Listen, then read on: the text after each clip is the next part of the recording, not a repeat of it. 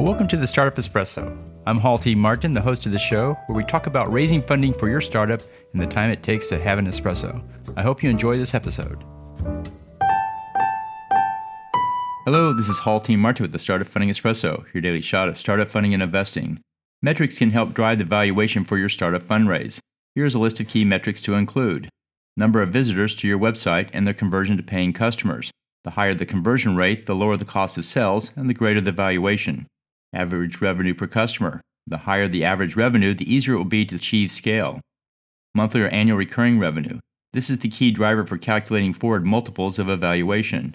Revenue run rate. If your revenue is still ramping up, consider taking the current monthly revenue and multiplying it by 12 to give you an annualized revenue run rate. This will make your annualized revenue look bigger than a look-back method.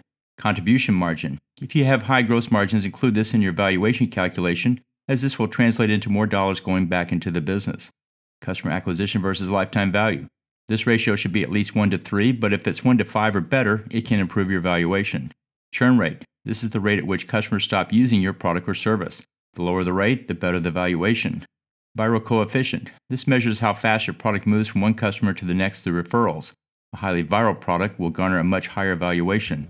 Thank you for joining us for the Startup Funding Espresso, where we help startups and investors connect for funding. Let's go start ups into today.